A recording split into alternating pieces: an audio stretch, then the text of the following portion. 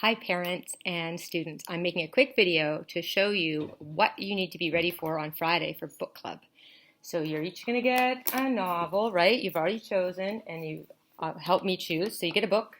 There's like 4 or 5 of you in the class and you get the same book. At home, you're going to be reading the assigned section, no more. Do you guys hear that, parents? Do not let them read more. They get this sheet they're going to take home. It's going to be folded up and it's going to be in the novel. And it's going to tell them what section to read to for each one, so they'll know. They read that section, and they come up with some things to record here. And the things they record here, they're going to discuss in class, like the next video I made.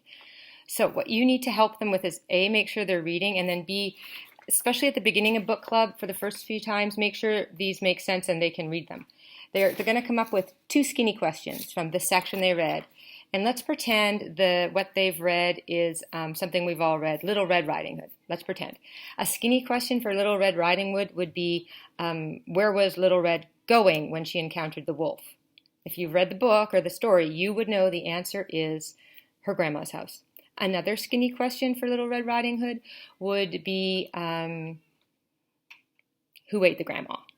A wolf. You'd only know the answers if you read the book. So when they come up with skinny questions, they're not trying to trick the other people in their group. They're simply trying to have evidence that they themselves have read it and the other people in the group have read it. So it's a perfect balance of not too easy, like who is Little Red? A girl. But, something that you have to have read the section to get the answer to. And it can't just be a yes, no. It has to be, because you have a 50% chance of getting it right if you didn't read it. It has to be something from the book that's not a yes, no answer.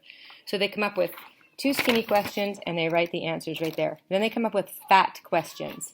Fats are harder because there's no exact answer. For Little Red Riding Hood, a fat question might be, what would you do if you encountered a wolf on the trail when you were walking? So there's different answers. It could be, I'd run, I'd make myself big, I'd be carrying bear spray, maybe I'd spray that, I'd yell. So a question might be, what do you think the grandma's real name was? They could come up with a name for the grandma. Another question might be, what would be another wild animal that you could have in Little Red Riding Hood instead of a wolf? So those are fat questions. They come up with 2, and they do not need to write their answer there. Some kids do, so they have one in their head, but the fat are robust, big questions with lots of answers, but still related to the book.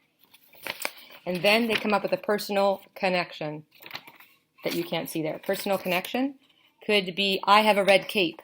It could be, my dog looks like a wolf. Anything like that is a connection.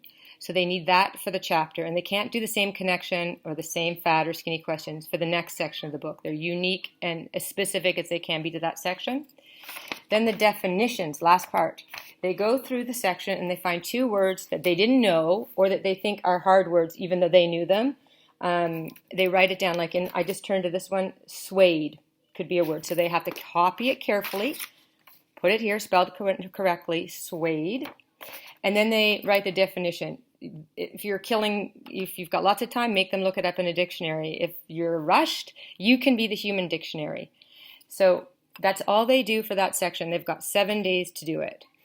They read the first section. They answer these questions. They will be familiar with this sheet because we're going to go over it.